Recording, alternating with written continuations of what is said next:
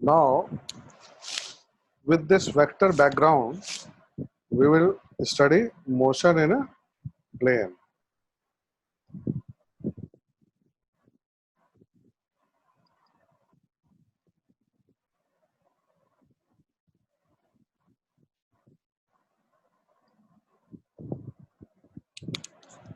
And sup suppose you have xy plane and you have a motion like this. And suppose this is the point P and this is the point Q. At time t1, body is at P, and at time t2, body is at Q. Then this will be the position vector r1 for P, and oh,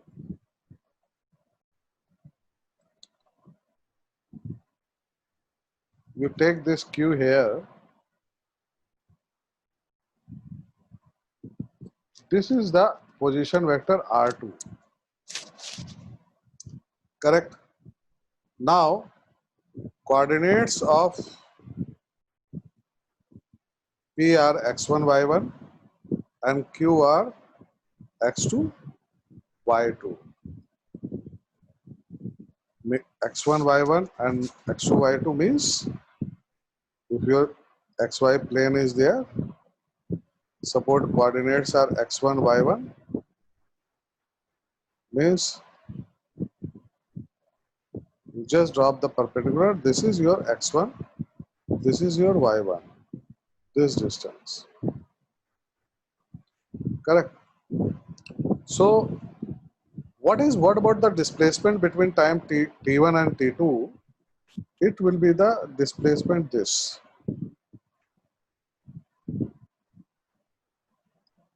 And this is also a vector quantity. This is a displacement. And we call it as r. Then vector r plus, or you can say r1 plus vector r will be nothing but r2, or you can say r vector r, which is the displacement between time t2 and t1, will be nothing but vector r2 minus r1, or you can write it as x2 I plus y2 j minus x1 I plus y1 j. I hope you understood this. This R2 has been resolved in x and y components. Correct? Then what will happen? This will be nothing but x2 minus x1 plus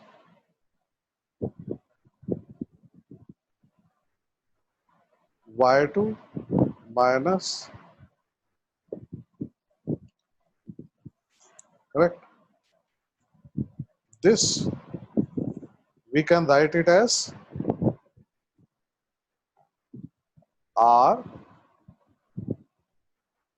xi minus, sorry, plus r y j.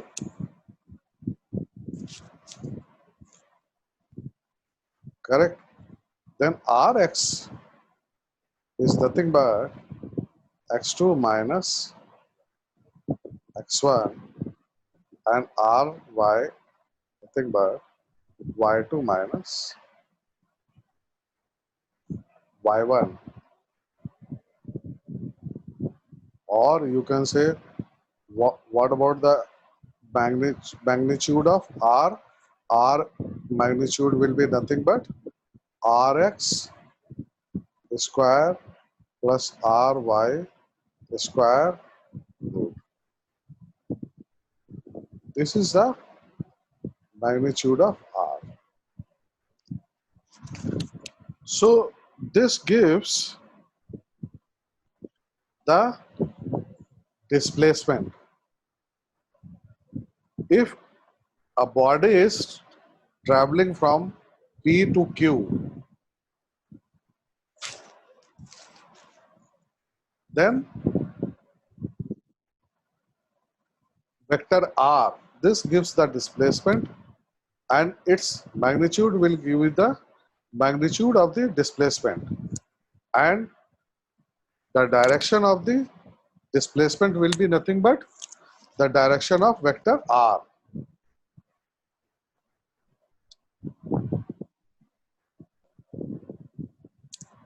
Correct? Now here, since this displacement is between T2 and T1, so we can write it as Rx upon, or we can write it as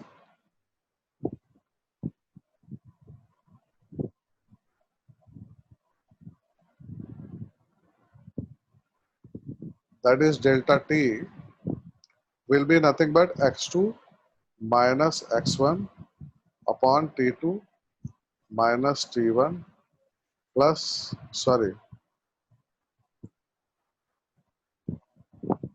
and same way Ry delta T will be y2 minus y1 upon T2 minus T1. This is what we have studied in our motion in a straight line. And what is this? This is nothing but Vx, average velocity, in the direction of x.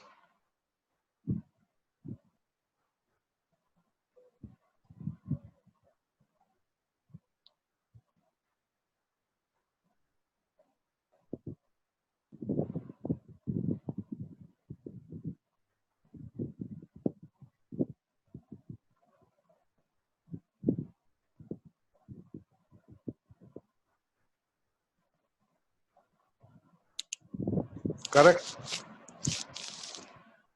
Now, what about the average velocity?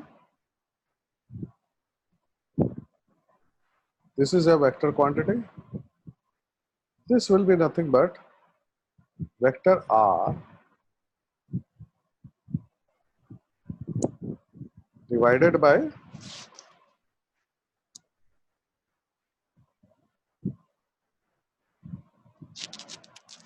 or you can say this will be nothing but Vx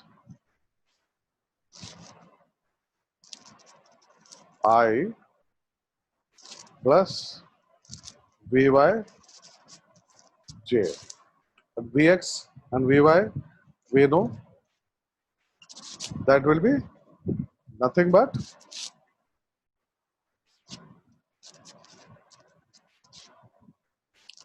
x2 minus x1,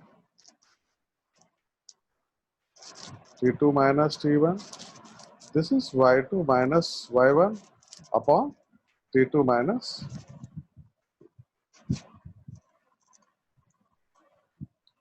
We can write this as r. It is delta r upon delta t. Delta r is nothing but this is basically r. Delta r is nothing but basically It is the same as R what we have seen in the last uh, figure. It is any difference.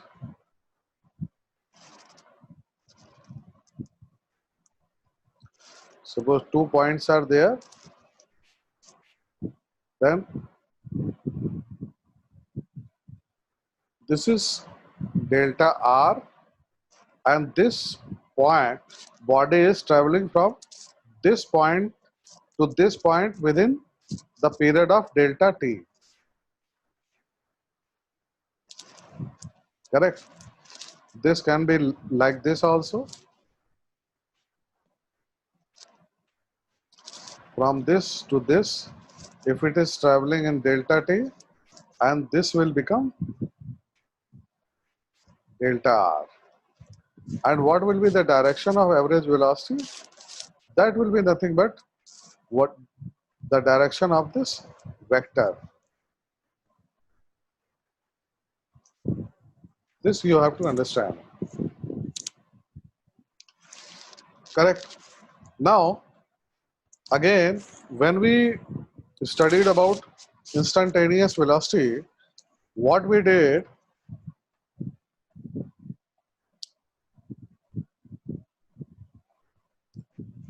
we make this gap shorter and shorter and shorter like that. So v, that is instantaneous velocity, is nothing but limit delta t approaches to 0. This is delta r upon delta t. And this we write it as derivative. Derivative of r with respect to t. So here comes dr by dt. So v can be written as dr by dt, and this will be nothing but this we can write it as dx by dt I plus dy by dt j.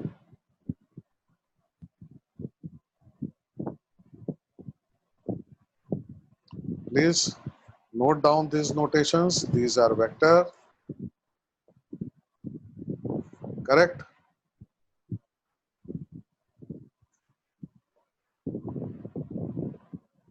And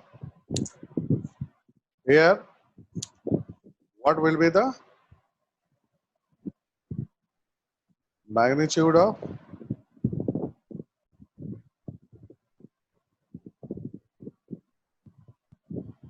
so with vector analysis, this becomes very easy. Correct? And your Vx and Vy, this is your Vx and this is your Vy.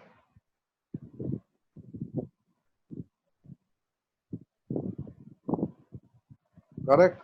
So what is this is your vector V, and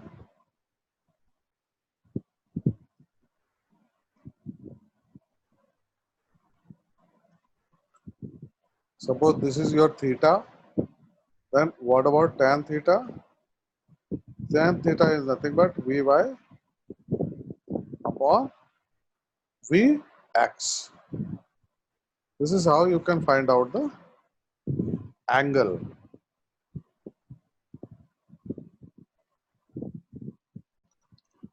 Now, as we defined,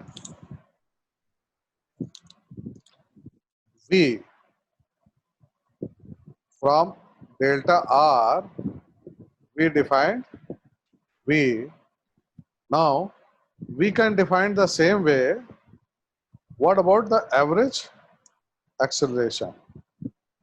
That will be nothing but delta V upon delta T.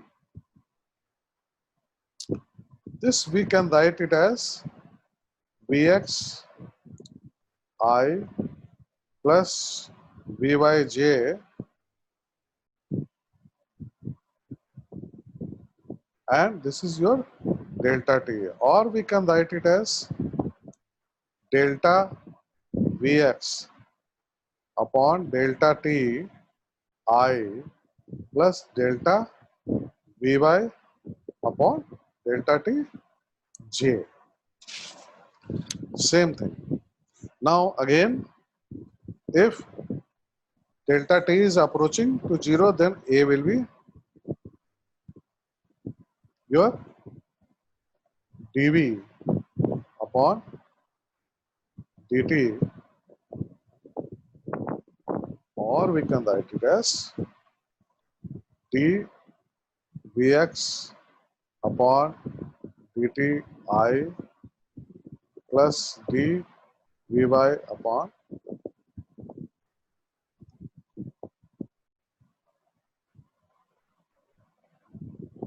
Correct?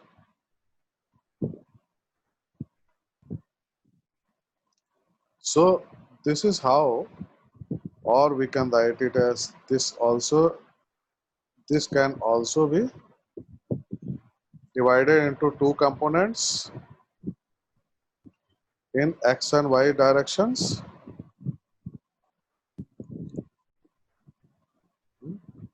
and ax, here ax will be nothing but dvx upon dt, and ay will be nothing but dvy upon dt. Now here, one more thing we have seen.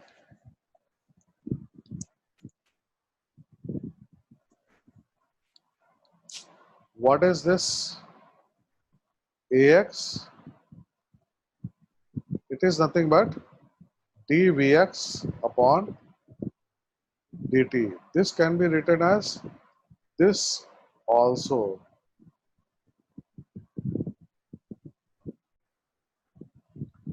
dx upon dt, because vx is nothing but dx upon dt, or we can write it as d square x upon,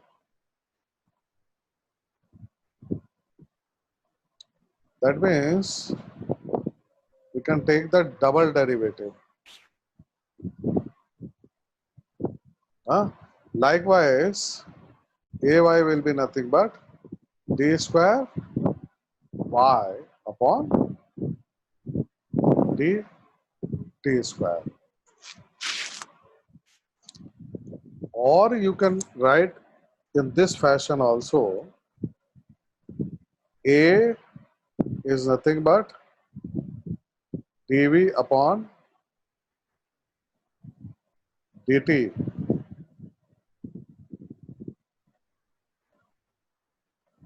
or you can write it as d square r,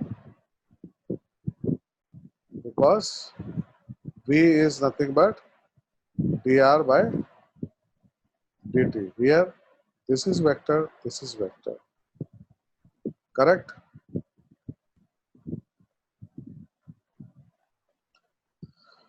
So this becomes much simpler through vector analysis, studying the motion in a plane. Now we will see whether we have any change in kinetic equations. Basically, there won't be any change in kinematic equations of motion.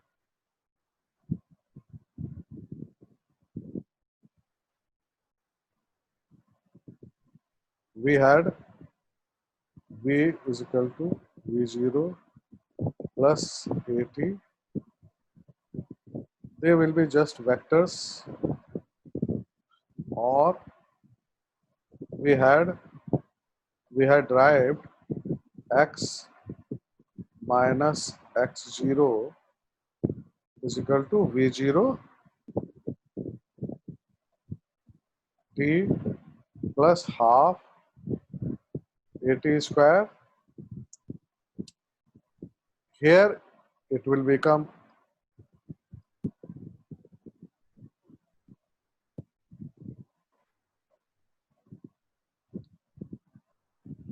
so there won't be much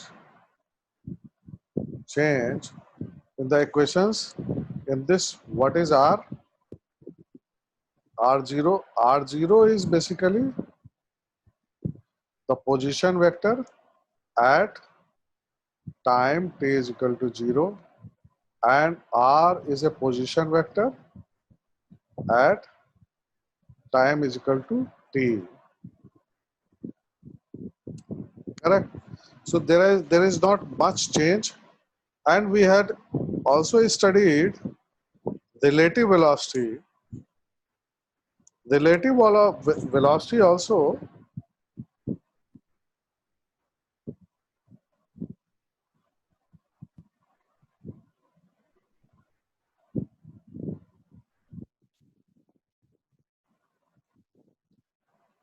we had seen that VAB will be nothing but VA minus VB, and this is giving velocity A, velocity of body A relative to B. Correct? This will become nothing but vector quantities. That is all. That there won't be any much change. So now, in this motion in a plane, very important chapter, that is projectile motion, that I'm going to cover in the next video.